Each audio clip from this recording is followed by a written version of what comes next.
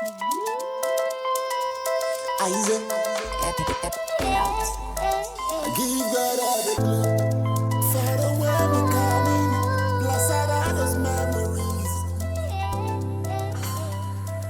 air in Lagos hung thick and heavy, tasting of exhaust fumes, salt spray from the unseen Atlantic, and the electric thrum of 10 million hustles colliding. From an Folktale's penthouse, Ifeoma surveyed her hunting ground, a city of stark contrasts, where yellow danfos snarled through traffic and G-wagons glided. A silhouette in fiery orange silk, champagne flute in hand. She was a statement, bold, beautiful, impossible to ignore. Like her. Below, on the manicured lawn by the Olympic-sized pool, the Lagos elite mingled, their laughter loud and performative against pulsing Afrobeats. Her sharp eyes, behind designer sunglasses, found him, Chief Titus Cuckoo, his white agbada pristine, his belly a declaration of status, laughing obliviously near an Italian fountain. He wouldn't be for long. Her burner phone pinged, Inugu. Confirmed. A cold smile. The unraveling had begun. Lagos hadn't seen Ifeoma. Soon, Cuckoo would be dust and regret. The glint in her eye wasn't just the sun, it was vengeance. The game was on. Ifeoma moved through Lagos society like a phantom orchid, exotic, captivating, subtly dangerous. Arriving 3 months prior, her backstory was as crafted as her wardrobe, a reclusive Ibadan heiress, educated abroad, seeking investment opportunities. Her Instagram, at Ada_the Oracle, showcased curated perfection, Lagos hotspots, art galleries, vague empire-building captions, gaining traction through calculated appearances and influencer mentions she'd subtly courted. Chief Cuckoo, owner of Cuckoo Holdings, a conglomerate with tentacles in oil, construction, and less savory ventures, hadn't noticed her at first, too busy basking in his sycophantic circle. But Ifeoma was patient. She attended a Lekki Conservation Center fundraiser, donating generously, and was seen lunching at NOK by Alara with a prominent senator's wife, letting ripples spread. At Alara itself, during a private art viewing, she engineered a chance encounter. Cuckoo was admiring a grotesque sculpture. Ifeoma approached, her voice a low, musical murmur, an interesting choice, Chief. It speaks of consumption, taking disparate parts and forcing them into a new, perhaps unnatural, whole. Cuckoo turned, initially dismissive, then his eyes widened, taking in the striking woman. Her beauty was undeniable, but the intelligence and hint of challenge in her gaze snagged his attention. Miss Ifeoma, she supplied smoothly, offering a perfectly manicured hand. Just Ifeoma. I've been admiring your empire from afar, Chief. Truly formidable. The flattery, delivered with that intriguing edge, worked. Cuckoo preened. Ah, yes. We build. Lagos demands it. He gestured. Are you new to our little pond? Relatively, Ifeoma smiled. Testing the waters. Looking for the right currents to swim with. That was the hook. Cuckoo, scenting opportunity or intrigued by a beautiful woman who didn't immediately fawn, invited her to his exclusive monthly poker game in his Ikoyi mansion. Ifeoma accepted.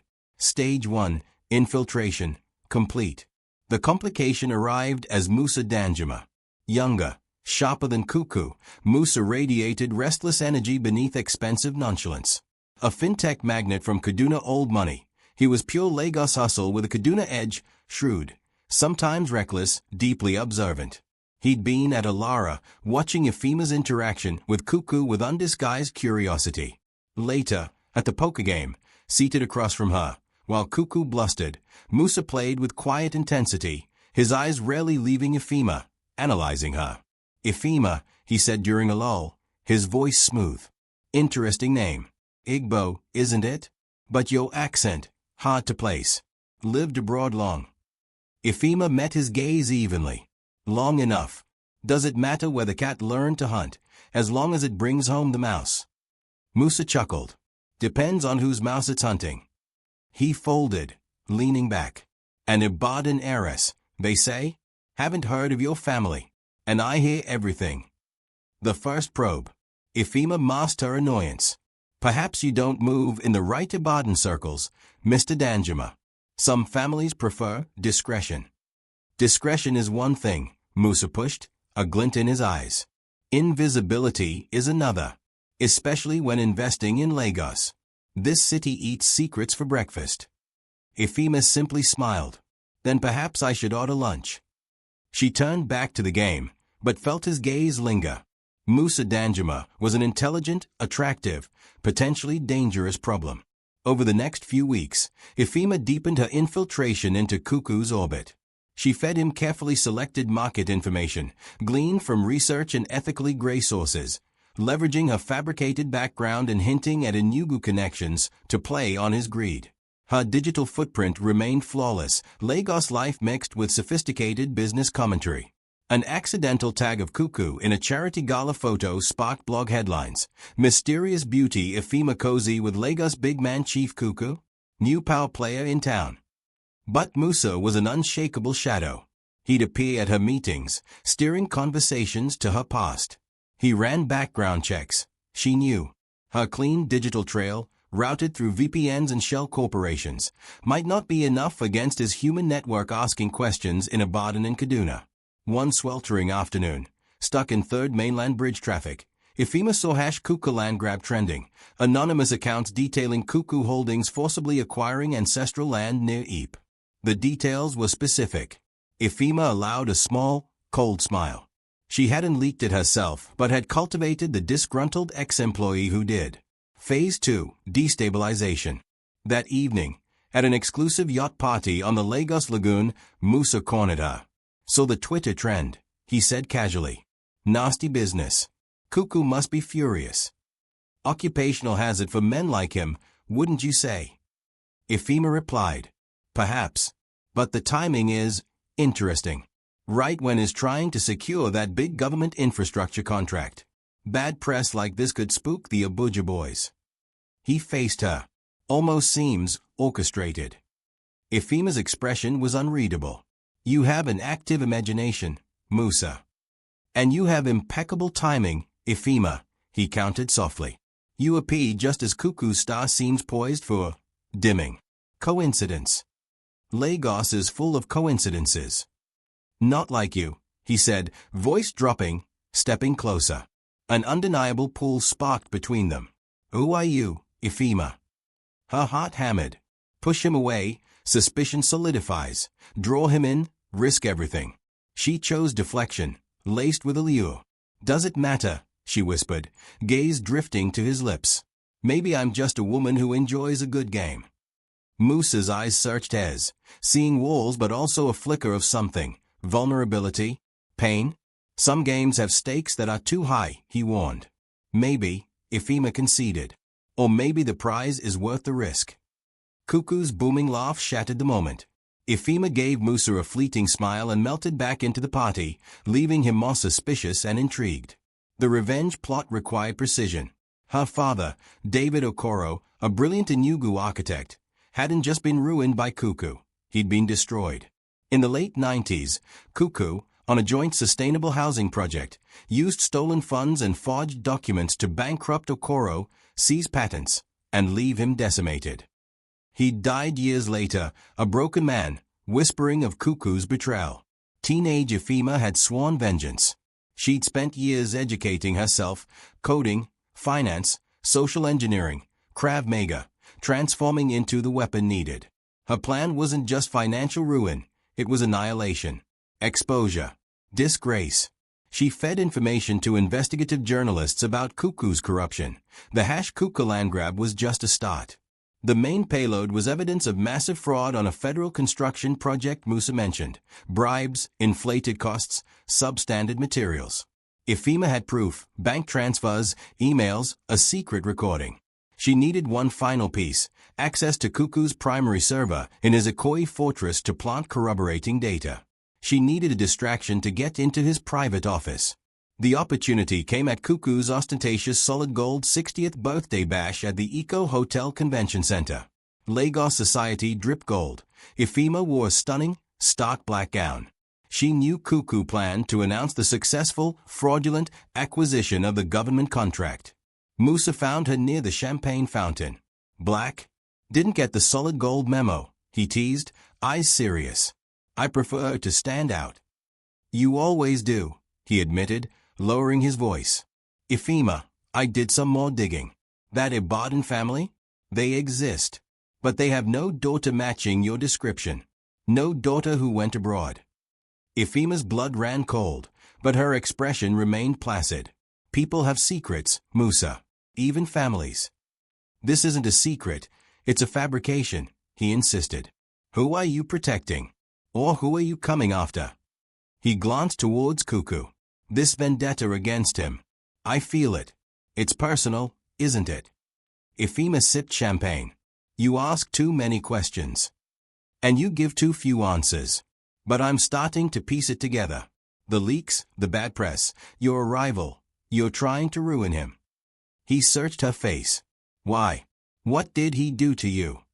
His raw sincerity almost broke her carefully constructed dam. A pull towards him, a desire to confide, warred with years of discipline. Revealing the truth now would jeopardize everything. You wouldn't understand, she said softly. Try me, he gouged, catching her arm. The contact sent an electric jolt through them. Later, Musa, she whispered, pulling her arm free.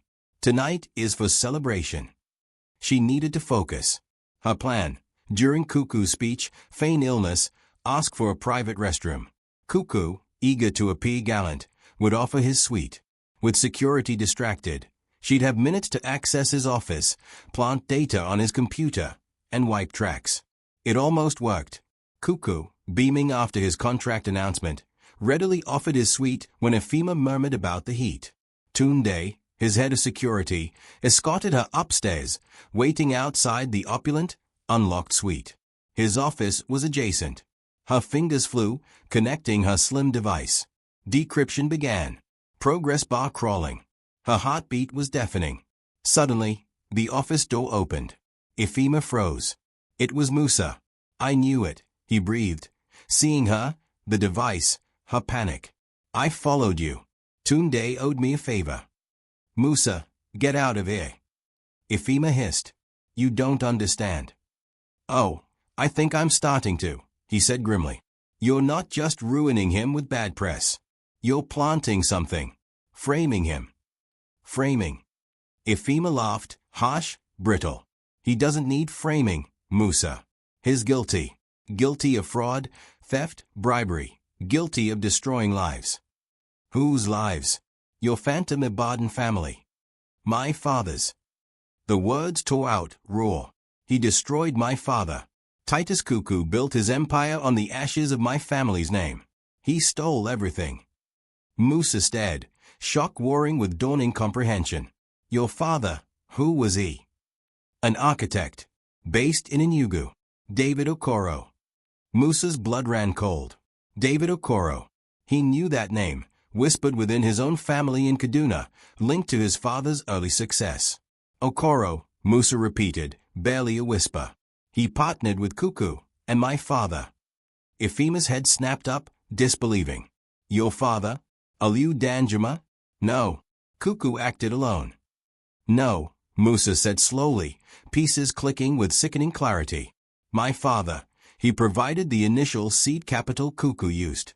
He helped smooth things over politically when Okoro started asking questions. He told me it was just shrewd business, cutting out a difficult partner. He never said Cuckoo stole everything. Musa looked poleaxed, his world crumbling. His father, complicit. His own wealth, tainted. The progress bar on Ifeoma's device hit 100%. Transfer complete. Wipe initiated. He didn't just help Cuckoo, Ifeoma said, her voice dangerously quiet, eyes boring into Musa's, stripped bare pretense. He was the mastermind behind the financial ruin. Cuckoo was the blunt instrument, but your father, Musa Danjuma, provided the finesse. The untraceable offshore accounts, the political cover. Cuckoo couldn't have done it without him. Musa's reckless charm vanished, replaced by horror. His family's legacy, his identity, inextricably linked to her pain. The door burst open again. Tunde, Cuckoo's security chief, his face thunderous. Behind him, Chief Cuckoo, joviality gone, replaced by cold fury. What is the meaning of this? Cuckoo bellowed, eyes on Ifeoma, then suspiciously at Musa. My office. My computer? And you, Danjuma? What are you doing here? Ifeoma calmly disconnected her device. She met Cuckoo's furious gaze with ice. Just collecting receipts, Chief, she said, her voice chilling. For debts long overdue. Cuckoo's eyes narrowed. Debts? Nonsense. Tunde, seize her. Tunde moved forward, but Musa stepped instinctively before Ifeoma. Wait, Musa said, voice strained, trapped between his father's sins and this woman he was drawn to. Get out of the way, Musa. Cuckoo snarled. This doesn't concern you. Oh, I think it does, Musa said heavily. Ifeoma watched them. Her plan detonated, shrapnel hitting unforeseen targets. Musa's involvement, his father's deeper guilt, this changed everything. Then came the twist. From the doorway, a new figure, an older, elegant woman, visibly strained, Musa's mother, Aisha Danjuma. She looked directly at Ifeoma, ignoring Cuckoo and her son. You have his eyes, she said, voice quiet but weighty with profound sadness. David Okoro's eyes. A beat of silence. Then Aisha dropped the bombshell. I should know, she continued, gaze unwavering. David was my first love. Before Aliu. Before everything. She took a shaky breath. And Chief Cuckoo didn't just destroy your father's business, Ifeoma. My husband, Aliu, ensured Cuckoo silenced him permanently after he threatened to expose them both. Your father didn't die of a broken heart years later in Enugu. Aisha's eyes glistened. He was murdered, staged to look like a car accident outside Ibadan, the very week he planned to go to the authorities. Aliu arranged it. Cuckoo merely paid the price. The air crackled. Cuckoo looked stunned, then furious. Musa swayed, ashen, the dual revelations, his father's complicity and murderer's guilt, his mother's past, hitting him like physical blows. Ifeoma stood frozen. Murder. Not just bankruptcy, but cold-blooded murder orchestrated by Aliu Danjuma. Her target had been Cuckoo, the visible monster. The true puppet master, architect of her lifelong pain, had been Aliu. And Musa's mother had known. Aisha Danjuma pushed herself off the doorframe. They took everything from us, child. From you. From me. A chilling resolve hardened her features. I helped you get in here tonight. Tunde works for me now, not the chief. The data you planted? It incriminates Cuckoo, yes. But the original files I provided you, the ones you thought were untraceable background information. She gave a humorless smile. Those files contained the direct proof of my husband's orders. Aliu Danjuma. Untouchable for years. Until now. She looked at her son, Musa, with terrible pity. I'm sorry, Musa. But justice owes its debts. Ifeoma stared, mind reeling. Her meticulously planned revenge had been hijacked, reshaped by a grieving widow playing an even longer, deadlier game. She was a pawn, albeit willing, in Aisha Danjuma's plot against her own husband. The enemy wasn't just Cuckoo. It was the entire Danjuma legacy, and its matriarch had just set fire to it, using Ifeoma as the match, sacrificing her son's world. Sirens wailed, growing louder. Aisha must have called them. Cuckoo blustered about lawyers. Musa stood paralyzed, his life imploding. And Ifeoma? Vengeance achieved, but twisted, corrupted, shared. She looked at Musa, seeing not just the son of her father's murderer, but a man blindsided, caught in a war he didn't know he was fighting. What now? The sirens were close. The path ahead, once so clear, was shrouded in smoke and mirrors. The Lagos night, once a hunting ground, now felt like a cage. The game had escalated, the unraveling far from over, now infinitely more complex and far more dangerous. What a whirlwind of twists. What do you think Ifeoma should do next, now that the full truth is out? Was Aisha's long-game manipulation justified, or did she become as morally compromised as her husband? And how can Musa ever reconcile the image of his parents with these devastating truths? Drop your theories and reactions in the comments below. Don't forget to like this video, subscribe to Folktales Blockbuster, and hit that notification bell so you don't miss our next story. Stay safe.